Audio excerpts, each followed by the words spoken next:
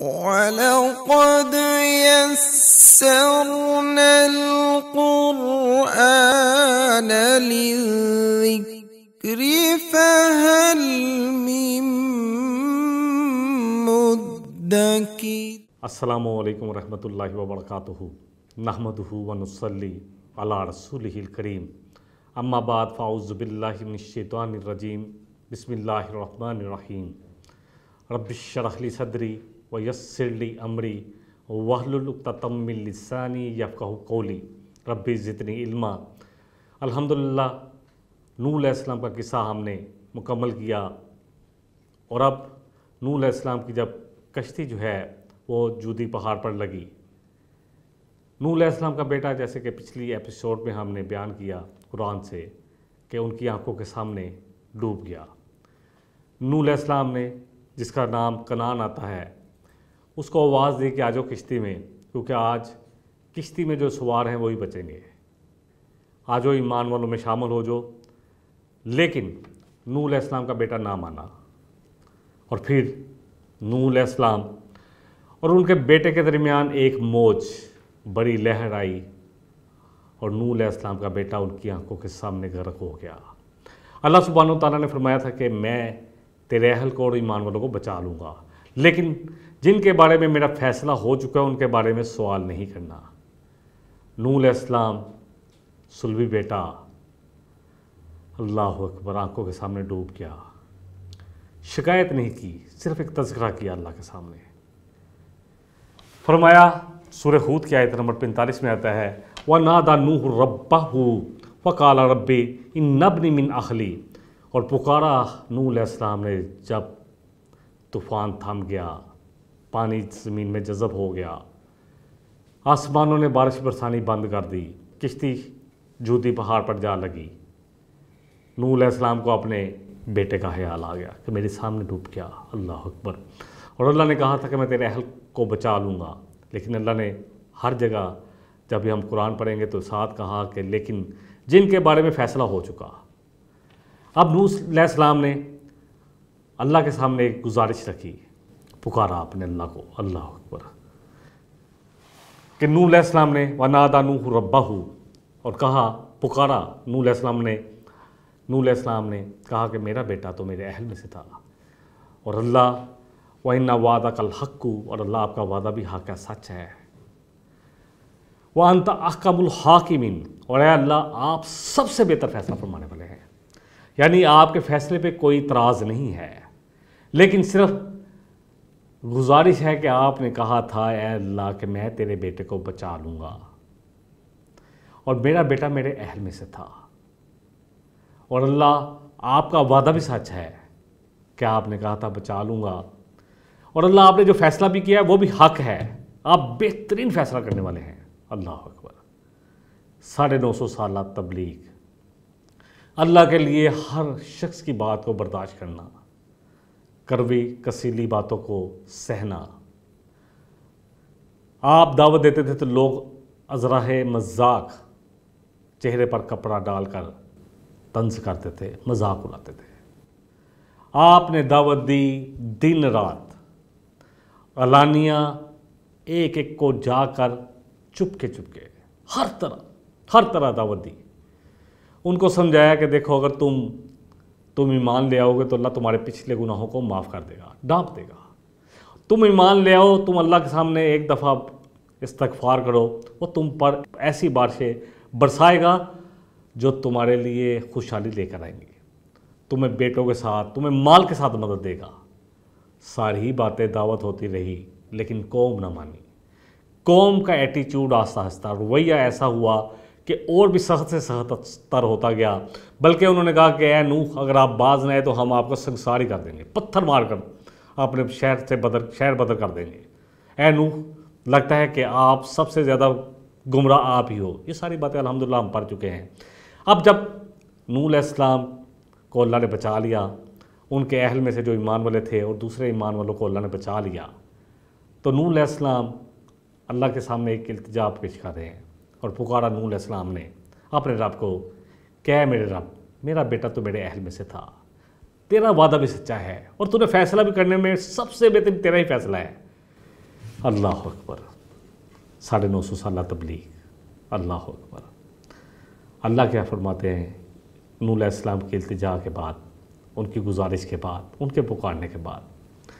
اگلی آیت نمبر 46 میں آتا ہے قالا یا نوح انہ لیس من اہلک، اللہ نے پکارا کہ اے نوح وہ تیرے اہل میں سے نہیں تھا۔ اللہ اکبر۔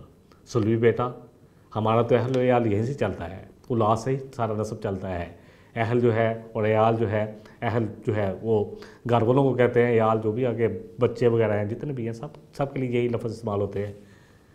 اللہ فرما رہے کہ وہ تیرے اہل میں سے نہ تھا۔ کیوں اہل میں سے نہ تھا؟ انہ عمل غیر صالح، کیونکہ اس کے عمل ہی سارے نیک نہ تھے، صالح عمل نہیں کرتا تھا۔ بیٹا چاہے پیغمبر کا ہو، اولو الامر رسول کا ہو، 950 سال کی تبلیغ ہو، رسول بھی وہ جو پہلے رسول ہیں جن کو کسی قوم کی طرف مبعوث کیا گیا ہو، لیکن اگر وہ ایمان نہ لائے تو اللہ کا فیصلہ بڑا اٹل ہے۔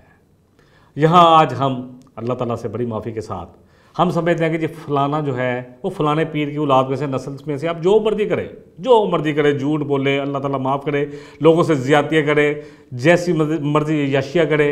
نہیں جی، وہ کیونکہ وہ سیدوں کی اولاد ہے، وہ پیروں کی اولاد ہے، اس لیے ان کا کوئی مسئلہ ہی نہیں ہے۔ اعتقاد اتنا اندھا ہو چکا ہے، اللہ اکبر، کہ ہمیں سمجھ میں نہیں آتی کہ ہم کیا کہہ رہے ہیں۔ یہاں رسول کا بیٹا، التجا کرنے والے رسول، جن کا رابطہ براہ راست اللہ سے ہے، کیونکہ رسولوں کے ساتھ اللہ کا ایک براہ راست رابطہ رہتا ہے، پکارا اپنے رب کو، دعا مانگی، اے اللہ، اللہ اکبر۔ اللہ سے فرما رہے ہیں کہ تیرا بیٹا تیرے اہل میں سے نہیں تھا، کیونکہ اہل میں سے تب ہوتا جب تیری اتباع کرتا، تیری اطاعت کرتا، نیک اور صالح عمل کرتا ہے، ایمان لے کے آتا، تب تیرے اہل میں سے کہلاتا۔ یہ نہیں ہو سکتا کہ بیٹا جو ہے وہ نافرمان بھی ہو، بیٹا جو ہے وہ ایمان والا بھی نہ ہو، بیٹے کے کرتوت جو ہے وہ ڈیفرنٹ ہو، اس کے عمل صالح نہ ہو، بلکہ اس کے عمل جو ہے اللہ کی نافرمانی والے ہوں، رسول کی نافرمانی والے ہوں، پھر بھی وہ اہل کہلائے گا۔ اللہ اکبر۔ کھولنے والی آنکھیں کھولنے والی آیات ہیں، یقین جانیں۔ نوح علیہ السلام کا سلبی بیٹا، اللہ سے سوال کیا، اللہ نے منع کر دیا کہ آئندہ سوال بھی نہیں کرنا، بجائے یہ کہ بار بار کہو، سوال سے بھی منع کر دیا، کہ فرمایا کہ وہ تیرے اہل میں سے نہیں تھا، کیونکہ اس کے عمل ہی وہ نہیں تھے جو تیرے اہل میں ہونے کے لیے اس کو کرنے چاہیے تھے۔ الحمدللہ ہم اس چیز کو سمجھ لیں کہ کوئی باپ کسی بیٹے کے، کوئی بیٹا کسی باپ کے کوئی کام نہیں آئے گا قیامت والے دن۔ اور اللہ نے کہا ہے سورہ لقمان کی آیت نمبر 31 پڑھنے کہ ڈرو اس دن سے جس دن نہ کوئی باپ بیٹے کے کام آئے گا اور نہ ہی بیٹا باپ کے کام آئے گا۔ وہ دن اتنا سخت ہے، اللہ کرے کہ ہم اس بات کو سمجھ لیں۔ نبی کریم صلی اللہ علیہ وسلم نے فرمایا کہ اے فاطمہ، جب آپ نے دعوت تبلیغ شروع کی، اللہ نے آپ کو مبعوث فرمایا کہ آپ اپنے گھر والوں کو دعوت دیں، تو آپ نے اپنی پھوپھی سے بھی کہا، حضرت فاطمہ رضی اللہ عنہا سے بھی فرمایا کہ اے فاطمہ، مجھ سے دنیا میں جو چاہو لے لو، لیکن عمل کر لو، کل قیامت والے دن میں تمہارے کچھ کام نہیں آؤں گا۔ اپنی پھوپھی صفیہ رضی اللہ عنہ سے بھی یہی فرمایا کہ اے صفیہ، اے میری پھوپھی جان، دنیا میں تو میں اپنی رشتہ داری کو ترک کرتے رہوں گا، محبت کرتا رہوں گا، لیکن قیامت والے دن میں کچھ کام نہیں آؤں گا۔ اپنے چچا عباس رضی اللہ عنہ سے بھی فرمایا کہ اے چچا، اے عباس، اے میرے چچا، دنیا میں تو میرا آپ کے ساتھ تعلق ہے، قیامت والے دن میں آپ کے کچھ بھی کام نہیں آؤں گا۔ حضرت عائشہ صدیقہ رضی اللہ عنہا، اللہ اکبر، جب قیامت کی ہولناک کیا بیان فرما رہے تھے آپ، تو انہوں نے کہا کہ آپ اس دن اپنے گھر والوں کو یاد رکھیں گے؟ تو نبی صلی اللہ علیہ وسلم نے فرمایا کہ 3 مقام ایسے ہیں جہاں ہر شخص نے خود ہی گزرنا ہے۔ ایک اس وقت جب اعمال نامے ہاتھ میں پکڑائے جائیں گے، پل صراط پہ انسان کو خود ہی گزرنا ہے، اور جب اللہ سوال کرے گا تو جواب بھی اس نے خود ہی دینا ہے۔ اللہ اکبر۔ نبی کریم صلی اللہ علیہ وسلم سید الانبیاء، سید المرسلین، امام الانبیاء، اللہ اکبر، سید العالم، جن کے ہاتھ میں شفاعت کا جھنڈا ہوگا، وہ بھی یہی فرما رہے ہیں۔ اللہ کرے سمجھ میں ہے بات، اصل بات ہے کہ سمجھنے کی۔ بہرحال اس کو تھوڑا سا اور بھی ہم سمجھ لیتے ہیں۔ سورہ آل عمران کی آیت نمبر 14 میں اللہ فرما رہے ہیں کہ یہ تو امتحان ہے، اللہ نے سجا دی ہے، بیٹوں کی محبت اور عورتوں کی محبت چلے گا، یہ تو ہے، دلوں میں ہمارے یہ چیزیں پڑی ہوئی ہیں۔ دیکھیں اللہ فرما رہے ہیں، جیسے سورہ انفال کی آیت نمبر 28 ہے، وَاعْلَمُوا أَنَّمَا أَمْوَالُكُمْ وَأَوْلَادُكُمْ فِتْنَةٌ، کہ یاد رکھو کہ تمہاری اولاد، تمہارے مال تمہارے لیے آزمائش ہے، امتحان۔ وَأَنَّ اللَّهَ عِندَهُ أَجْرٌ عَظِيمٌ، اور اللہ کے پاس ہے بہت بڑا اجر۔ اللہ کے اجر کو پہچانے، یہ تو سب کچھ آزمائش ہے۔ کوئی بیٹا کسی باپ بیٹے کے کام نہیں آئے گا، نفسی کا دور ہے۔ اللہ تعالیٰ فرما رہے ہیں، سورہ عبس پڑھ لیں، سورہ معارج پڑھ لیں، اللہ فرما رہے ہیں کہ شخص کوئی کیا چاہے گا کہ چاہے گا اس دن مجرم کہ کسی طرح میں اپنے بیٹے کو بھی دے دوں فدیے میں اور اپنے آپ کو چھڑا لوں، بلکہ اپنا کنبہ قبیلہ، اپنا ہر رشتہ بھی قربان کر دوں، اللہ میری جان چھوڑ دے، اللہ مجھے چھوڑ دے۔ اللہ اکبر، نہیں ہوگا۔ ہر شخص کو اپنا امتحان خود ہی دینا ہے۔ یہ میرا اور آپ کا سب کا امتحان ہے، اور سب کے حالات کے مطابق اس کا امتحان ہے۔ جس کو اللہ نے جتنا دیا ہے اسی کے مطابق اس کا امتحان ہے، جس میں جتنی ذہنی استطاعت ہے اسی کے مطابق اس کا امتحان ہے۔ لا یکلف اللہ نفسا الا وسعها، اللہ کسی جان پر اس کی وسعت سے زیادہ وہ بوجھ نہیں ڈالتا اور نہ ہی ڈالے گا۔ اسی طرح سنن ابو داؤد کی ایک حدیث لے لیتے ہیں، حدیث کا نمبر ہے 1109۔ نبی کریم صلی اللہ علیہ وسلم ایک دفعہ خطبہ دے رہے تھے، حضرت حسن رضی اللہ عنہ، حضرت حسین رضی اللہ عنہ، اللہ اکبر، چھوٹے چھوٹے بچے گرتے پڑتے، سرخ رنگ کے بڑے پیارے کپڑے پہنے ہوئے، قمیضیں پہنی ہوئی، مسجد میں آ گئے۔ اللہ اکبر، نبی صلی اللہ علیہ وسلم خطبہ دے رہے تھے، آپ صلی اللہ علیہ وسلم ممبر سے نیچے تشریف لائے، آپ نے آ کے ان دونوں کو اٹھا لیا اپنی گود میں، دونوں کو اٹھا لیا، اور پھر آپ ممبر پر واپس تشریف لے آئے۔ اللہ اکبر، اور آپ نے فرمایا قال صدق اللہ، کہ اللہ نے سچ فرمایا ہے، انما اموالکم و اولادکم فتنہ، کہ بے شک اللہ اکبر، یہ مال اور یہ اولاد یہ تو واقعی بہت بڑی آزمائش ہے۔ اور پھر آپ نے فرمایا کہ میں نے جب ان کو دیکھا تو مجھ سے صبر نہ ہو پایا، یعنی آپ نے ان کو دیکھا، آپ کو اتنا پیار تھا حسن حسین رضی اللہ عنہما، اللہ تعالیٰ، اور یہ جنت کے نوجوانوں کے سردار ہیں، کوئی شک نہیں ہے۔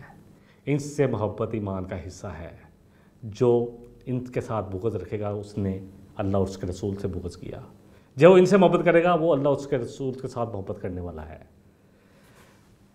اسی طرح نبی صلی اللہ علیہ وسلم فرمایا، سنن ابو داؤد کی ایک اور حدیث لے لیتے ہیں، حدیث کا نمبر ہے 3090، 3090۔ نبی صلی اللہ علیہ وسلم نے فرمایا کہ جب اللہ کسی بندے کو اس کی اعمال سے زیادہ رتبہ دے دیتا ہے تو پھر اس کو 3 چیزوں سے آزمایا جاتا ہے، 3 چیزوں سے، اس کے جسم کے ساتھ، اس کے مال کے ساتھ اور اس کی اولاد کے ساتھ۔ تینوں میں کہیں بھی آزمائش آ سکتی ہے، کوئی بیماری آ سکتی ہے، جسم میں کوئی مسئلہ ہو سکتا ہے، مال کا کوئی نقصان ہو سکتا ہے، یا مال زیادہ دیا جائے، یا جسم بڑا خوبصورت دے دیا جائے، ہر چیز، اور پھر اولاد۔ فرمایا یہ 3 چیزیں ہیں جن میں انسان کو آزمایا جاتا ہے۔ پھر جو بھی جس کو اللہ صبر کی توفیق دے دے، جمع رہے دین پر، ان چیزوں کو اللہ اور اس کے رسول کی محبت اور جہاد فی سبیل اللہ کو اوپر رکھے اور ان چیزوں کو ان کے تحت رکھے، تو پھر ایسے شخص کو اللہ تعالیٰ وہی رتبہ عطا فرما دیتے ہیں جس کے لیے اس نے صبر کیا ہوتا ہے۔ اللہ اکبر۔ دیکھیں اللہ کے رسول صلی اللہ علیہ وسلم نے فرمایا، سنن ابن ماجہ کی حدیث ہے، فرمایا کہ بے شک اللہ اکبر، اولاد کی محبت جو ہے نا وہ بخل بھی پیدا کرتی ہے اور بزدلی بھی پیدا کرتی ہے۔ انسان بہت کچھ روک لیتا ہے کہ میری اولاد کے لیے ہے، اور اسی طرح انسان بزدل بھی ہو جاتا ہے، اس کو بہت ساری چیزوں میں سے اپنی اولاد بھی ایسی چیز ہے جس کو روک کے رکھتی ہے۔ کیونکہ قصہ نوح علیہ السلام کا چل رہا ہے تو اس لیے ہم دیکھ رہے ہیں کہ ہمیں ان چیزوں کو کیسے کرنا ہے۔ سورہ توبہ کی آیت نمبر 24 لے لیں، اللہ فرما رہے ہیں کہ اگر ہوں تمہارے باپ دادا، تمہارے بیٹے، تمہارے بھائی، تمہاری بہنیں، تمہارا کنبہ قبیلہ، تمہارے وہ مال جو تم بڑی محنت سے کماتے ہو، تمہارے وہ گھر جو تم خوبصورت طریقے سے جاتے ہو، تمہاری تجارتیں، اگر تمہیں زیادہ عزیز ہے اللہ سے، اس کے رسول سے اور اللہ کی راہ میں جہاد کرنے سے، تو پھر انتظار کرو یہاں تک کہ اللہ اپنا حکم لے آئے گا، اپنا فیصلہ لے گا، اور اللہ ایسے فاسقوں کو، ایسے نافرمانوں کو ہدایت نہیں دیتے۔ یہ ساری محبتیں جائز ہیں، لیکن یہ اللہ اس کے رسول صلی اللہ علیہ وسلم اور دین کے لیے کوشش، دین کے جہاد سے نیچے ہونی چاہیے۔ اگر یہ ان میں سے کوئی بھی محبت بڑھ گئی، اللہ اکبر، تو پھر اللہ فرما رہے ہیں انتظار کرو، اللہ لے آئے گا اپنا فیصلہ تمہاری موت کی صورت میں یا قیامت کی صورت میں، اور پھر اللہ ایسے فاسقوں کو، ایسے نافرمانوں کو ہدایت نہیں دیتے۔ بات اللہ کرے ہمیں سمجھ میں آئے۔ سورہ البقرہ میں ہم دیکھتے ہیں آیت نمبر 124 میں اللہ فرما رہے ہیں وَإِذِ ابْتَلَىٰ إِبْرَاهِيمَ رَبُّهُ بِكَلِمَاتٍ فَأَتَمَّهُنَّ، جب آپ کے رب نے نبی صلی اللہ علیہ وسلم ابراہیم علیہ السلام کو بہت ساری باتوں میں آزمایا، بہت سارے امتحانات، اللہ اکبر، کہا گیا کہ اپنا پورا کنبہ قبیلہ، اپنا باپ، اپنا پورا خاندان، شہر ملک چھوڑ دیا، کس کے لیے؟ اللہ کے لیے۔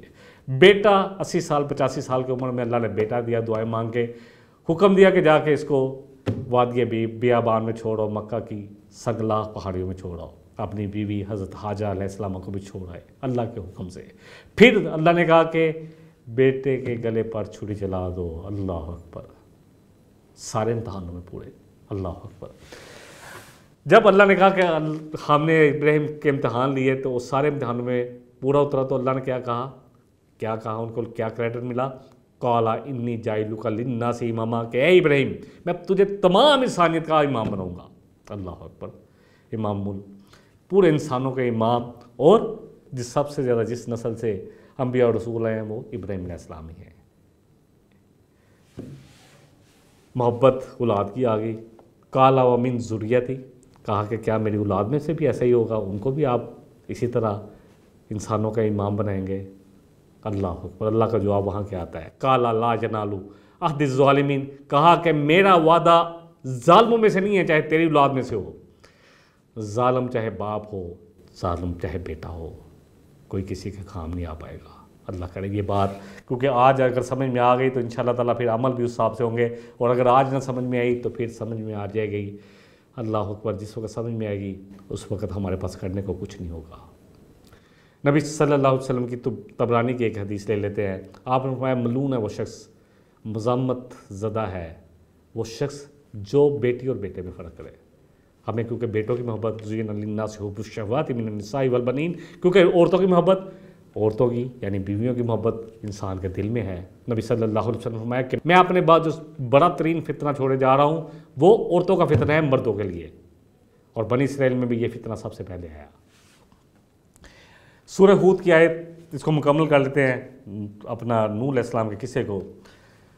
جب یہ باتیں ہو گئیں تو اللہ نے کہا قَالَ رَبِّ إِنِّي أَعُوذُ بِكَ أَنْ أَسْأَلَكَ مَا لَيْسَ لِي بِهِ عِلْم، نوح علیہ السلام نے اللہ سے التجا کی کہ اے اللہ میں پناہ لیتا ہوں کہ میں ایسا سوال بھی کروں جس کے بارے میں مجھے علم ہی نہیں ہے۔ فوراً پڑھتے ہیں موسیٰ علیہ السلام، سورہ الاعراف میں پڑھیں، اللہ کو دیکھنے کا گزارش کر دی کہ اللہ میں دیکھنا چاہتا ہوں۔ اللہ نے کہا کہ تو مجھے نہیں دیکھ سکتا موسیٰ، ہاں میں پہاڑ پہ اپنی ایک صرف تجلی ڈالوں گا، تو اگر اس کو سہ گیا تو پھر تو مجھے دیکھ پائے گا۔ اور جب اللہ نے ایک صرف تجلی ڈالی تو پہاڑ جو ہے آنکھوں کے سامنے سرما بن گیا، سوا ہو گیا۔ موسیٰ علیہ السلام جیسے جلیل القدر پیغمبر بے ہوش ہو کر گر پڑے، اور جب کھڑے ہوئے ہوش آیا تو فوراً اللہ کی طرف پلٹے کہ اللہ میں ایسا سوال بھی دوبارہ نہیں کروں گا۔ نوح علیہ السلام نے بھی یہی فرمایا کہ اے اللہ میں تیری پناہ لیتا ہوں کہ میں ایسا سوال بھی کروں دوبارہ جس کا مجھے علم ہی نہیں ہے۔ وَإِلَّا تَغْفِرْ لِي وَتَرْحَمْنِي، اے اللہ اگر آپ نے مجھے نہ بخشا اور مجھ پر رحم نہ کیا، اکم من الخاسرین، تو میں ہو جاؤں گا کن میں سے؟ خسارہ اٹھانے والوں میں سے۔ فوراً سمجھ میں آ گئی بات، فوراً اپنی بات سے رجوع کر لیا، فوراً کہہ دیا کہ اللہ اب اگر دوبارہ ایسا سوال کروں گا تو میں کس میں سے ہو جاؤں گا؟ تو میں جاہلوں میں سے ہو جاؤں گا۔ فوراً اللہ کی طرف پلٹے۔ ایک دو حدیثیں سمجھ لیتے ہیں نبی صلی اللہ علیہ وسلم کی اولاد کے بارے میں کہ یہ کتنی بڑی آزمائش ہے۔ آپ صلی اللہ علیہ وسلم نے فرمایا، صحیح بخاری کی حدیث ہے، حدیث کا نمبر 525 ہے، آپ نے فرمایا مال اولاد پڑوسی یہ سب آزمائش ہے۔ اللہ اکبر، اولاد کا حق ہے وہ تو اس کو دینی ہے، پڑوسی حق آزمائش اس لیے ہے کہ نبی صلی اللہ علیہ وسلم نے فرمایا کہ کوئی ایمان نہیں، آپ صلی اللہ علیہ وسلم کی ایک اور جگہ پہ صحیح بخاری کی حدیث ہے، کوئی ایمان نہیں اس شخص کا، آپ نے فرمایا کہ اللہ کی قسم وہ مومن نہیں ہے۔ اللہ اکبر، صحابہ پریشان، 3 دفعہ فرمایا اللہ کے رسول کون؟ صلی اللہ علیہ وسلم کون؟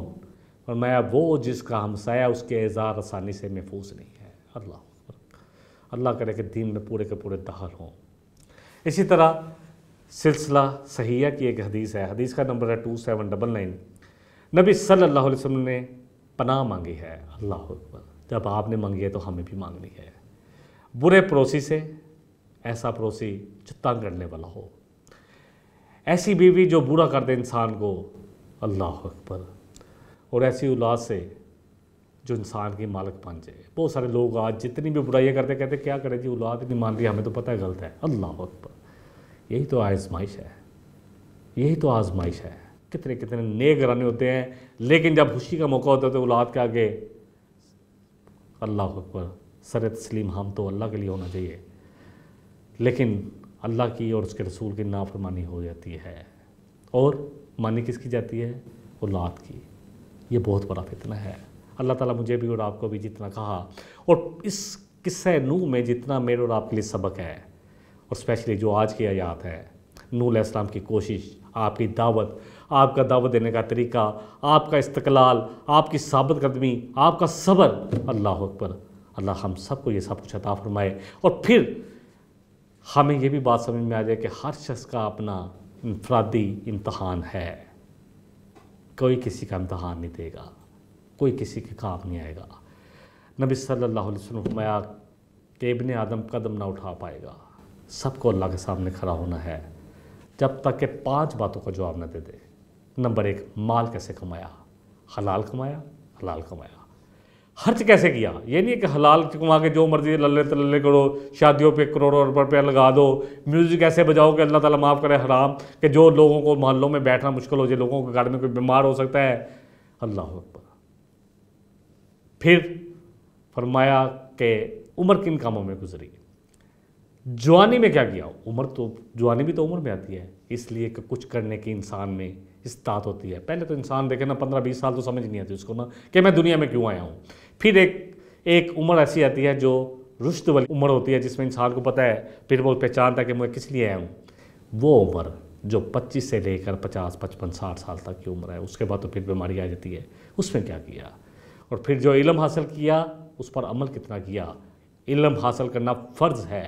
نبی صلی اللہ علیہ وسلم نے فرمایا علم کو حاصل کرنا، دین کا علم، جس سے پتہ چلے کہ میری ماں کا مجھ پر کیا حق ہے، میری بیوی کا کیا حق ہے، میرے بھائی کا کیا حق ہے، ہمسائے کا کیا حق ہے، راہ چلنے والے کا کیا حق ہے، میرے ساتھ جو بیٹھا ہوا ہے بس میں، جو کلیگ تھوڑی ٹائم کے لیے، اس کا کیا حق ہے، ایک دفتر میں کام کرنے والے جو کلیگ ہیں ان کا کیا حق ہے، بوس کا کیا حق ہے، بوس کا اپنے ملازم پہ، اسٹاف پہ کیا حق ہے۔ یہ ہے وہ دین کا علم۔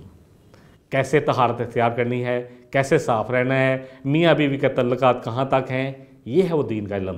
مجھے اللہ مجھ سے کیا چاہتا ہے، مجھے کیا کرنا ہے، میں کس لیے دنیا میں آیا ہوں، مجھے کیا کرنا چاہیے اور کیا نہیں کرنا چاہیے، یہ ہے وہ علم۔ اور یہ علم حاصل ہونے کے بعد عمل کتنا کیا؟ یہ نہیں کہ صرف علم حاصل کر لیا، عمل نہ ہوا۔ اللہ تعالیٰ مجھے اور آپ کو جو ہم نے کہا ہے، جو سنا گیا ہے، اللہ مجھے اور آپ کو، اور اس قصے میں جتنا بھی سبق ہے، جتنی عبرت ہے، اللہ کرے کہ ہم عبرت بھی پکڑیں، اور جتنی نصیحت ہے میرے اور آپ کے لیے، اللہ کرے کہ ہم اس نصیحت کی طرف آئیں، اور اللہ اپنے فضل سے، اپنے کرم سے ہمیں وہ اعمال کی توفیق عطا فرما دے جو اللہ ہم سے چاہتا ہے، جس سے اللہ ہم سے راضی ہو جائے۔ وآخر دعوانا ان الحمدللہ رب العالمین۔ سبحانک اللہم و بحمدک، اشہد ان لا الہ الا انت، استغفرک و اتوب الیک۔ والسلام علیکم ورحمۃ اللہ وبرکاتہ۔ وَلَقَدْ يَسَّرْنَا الْقُرْآنَ لِلذِّكْرِ فَهَلْ مِن مُّدَّكِرٍ